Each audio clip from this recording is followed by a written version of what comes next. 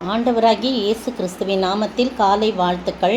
இன்றைய மன்னா, பூர்வ நாட்களை நினை, தலைமுறை தலைமுறையாய் சென்ற வருஷங்களை கவனித்துப்பார்.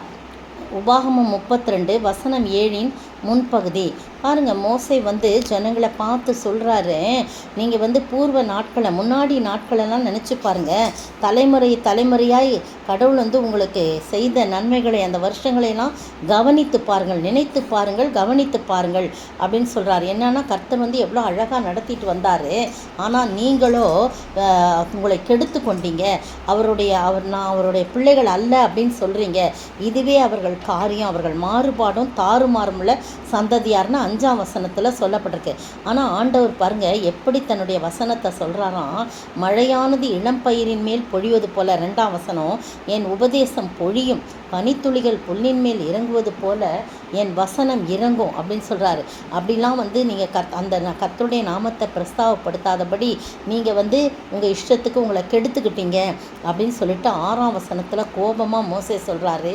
விவேகமில்லாத மதிக்கட்ட ஜனங்களே, இப்படியா கர்த்தருக்கு பதிலளிக்கிறீர்கள்? உன்னை ஆட்கொண்டவர் பிதா அவரல்லவா? உன்னை உண்டாக்கினவர், உன்னை நிலைப்படுத்தினவர் அவரல்லவா? அப்படின்னு சொல்லிட்டு தான் நீங்கள் இதெல்லாம் நினச்சி பாருங்கள். பூர்வ நாட்களை, பழைய நாட்களை நினச்சி பாருங்கள். தலைமுறை தலைமுறையாய் நீங்கள் கடந்து வந்த வருஷங்களை கவனித்து பாருங்கள். உன் தகப்பனை கேளு, அவன் உனக்கு அறிவிப்பான். உன் மூப்பர்களை கேள், அவர்கள் உனக்கு சொல்லுவார்கள். எவ்வளவு அருமையாக அவர் உங்களை நடத்திட்டு வந்தார், உங்களுடைய சந்ததியை நடத்திட்டு வந்தாருன்றதை நீங்கள் உங்கள் மூதாதையர்களை கேளுங்க, மூப்பர்களை கேளுங்க, அவங்க உங்களுக்கு சொல்லுவாங்க அப்படின்னு சொல்லிட்டு சொல்கிறார். 9ஆம் வசனத்தில், கர்த்தருடைய ஜனமே அவருடைய பங்கு, யாக்கோபு அவருடைய சுதந்திரம் அப்படின்னு சொல்கிறத பார்க்குறோம்.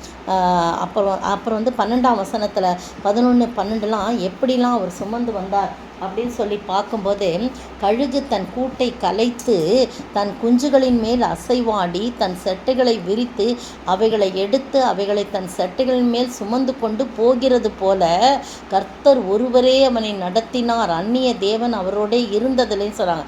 கழுகு பாருங்க, இந்த பறவைகளை, தன்னுடைய குஞ்சுகளை பறக்க வைக்கணும், அதுங்க பறக்கிறதுக்கு கற்றுக்கணும்னு சொல்லிட்டு அதை அப்படி கீழே போடும். அப்போ அது படப்படன்னு கீழே விழுகிற நேரத்தில் தன் குஞ்சுகளின் மேல் அசைவாடி அப்படியே செட்டையை விரித்து அந்த அந்த குஞ்சுகள் கீழே விழாதபடி கீழே குனிஞ்சி அந்த கீழையாக பறந்து அந்த சட்டைகளை விரித்து அதை தன்னுடைய சட்டைகளில் சுமந்துக்குமா. அப்படியாய் அதுக்கு அப்படி தன்னுடைய சட்டைகளை சுமந்து கொண்டு போவது போல கர்த்தர் ஒருவரே அவளை நடத்தினார் என்று சொல்லப்படுது. இப்படிப்பட்ட ஒரு தேவனை மறப்போம் என்றால் நம்மை போல மதிக்கெட்ட ஜனங்கள் யாரும் இருக்க முடியாதுன்னு சொல்லிட்டு அவர் சொல்கிறார். விவேகமில்லாத மதிக்கெட்ட ஜனங்களே அப்படின்னு சொல்லிட்டு நீங்கள் உங்கள் அப்பா அம்மாவை கேளுங்க, உங்கள் மூதாதையர்களை கேளுங்க, உங்கள் மூப்பர்களை கேளுங்க, அவங்க சொல்லுவாங்க. கவனித்து பாருங்கள், நீங்கள் வந்த வருஷங்கள்லாம் நீங்களாம் நிற்கல, இங்கே அவரை கேட்டு பாருங்கன்னு சொல்கிறத பார்க்கணும். நீங்களும் நானும் கடந்து வந்த பாதையை நாம் கவனித்து பார்க்க வேண்டும், நினைத்து பார்க்க வேண்டும். அப்படியே இன்றைக்கி தான் நம்ம நல்லா உயர இருந்தோம்னா கடைசி முன்னாடி நம்ம எப்படி இருந்தோன்றதை நினச்சி பார்த்து அப்படிப்பட்ட ஏழை எளிய ஜனங்களுக்கு நாம் உதவி செய்கிறவர்களாய் காணப்படணும். நம்ம இன்றைக்கி நல்லா இருக்கிறோன்னு சொல்லிட்டு நம்ம பழசை கவனித்து பார்க்காம நம்ம என்ன பண்ணக்கூடாது, நடக்கக்கூடாது. ஏன்னா நம்ம கர்த்தர் நம்மளை நடத்தி வந்தார் அல்லவா. எவ்வளவோ மேடு பள்ளங்கள், எவ்வளவோ பிரச்சனைகள், கண்ணீர்கள், கவலைகள், அதன் மத்தியெல்லாம் கழுகு எப்படி தன் கூட்டை கலைத்து தன் குஞ்சுகளின் மேல் அசைவாடி தன் செட்டைகளை விரித்து அவைகளை எடுத்து அவைகளை தன் செட்டைகள் மேல் சுமந்து கொண்டு போய் எவ்வளோ ஆழமாக ஆண்டவர் சொல்கிறார் பார்த்தீங்களா.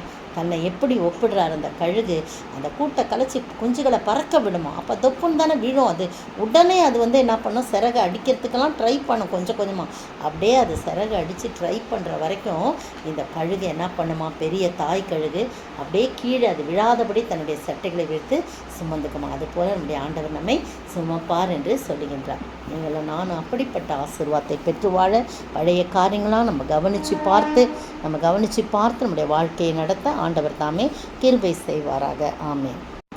சென்ற காலம் முழுவதும் காத்தாரே, ஓ சேதமும் அணுகாமல் சொந்தமாக ஆசீர் பொழிந்தனக்கின்றும் சுகபலன் அளித்தாரே. அல்லேலுயா துதி அல்லேலுயா எந்த நன்னலமே சுவை பாடிடுவேன். இத்தனை கிருபைகள் நித்தமும் அழித்திட்ட கர்த்தரை கொண்டாடுவேன். சோத்தரிக்கிற ஆண்டவரே, துதிக்கிற ராஜா, சென்ற நாட்கள் முழுவதையும் நாங்கள் கண்மணி போல காப்பாற்றினதெல்லாம் நாங்கள் கவனித்து பார்க்கவும் நினைத்து பார்க்கவும் ஆண்டவரே, நீங்கள் தான் இந்த நாளில் எங்களோடு பேசின பண்ணாலும் ஸ்தோத்திரிக்கும். எப்படியெல்லாம் எங்களை சுமந்து வந்தீங்க, எப்படியெல்லாம் எங்களை தப்பு வச்சிங்க, அதெல்லாம் நினைத்து பார்த்து கவனித்து பார்த்து நன்றி சொல்ல உதவி செய்வோம். இயேசுவின் நாமத்தில் ஜெபிக்கிறேன் பிதாவே, ஆமேன். நேற்றைய பதில், இச்சையானது கர்ப்பம் தரித்து பாவத்தை பிறப்பிக்கும். இச்சையானது கர்ப்பம் தரித்து பாவத்தை பிறப்பிக்கும். யாக்கோபு 1:15. இன்றைய கேள்வி,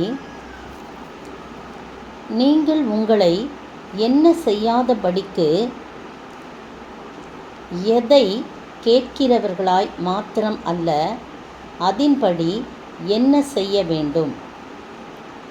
நீங்கள் உங்களை என்ன செய்யாதபடிக்கு எதை கேட்கிறவர்களாய் மாத்திரம் அல்ல, அதின்படி என்ன செய்ய வேண்டும்?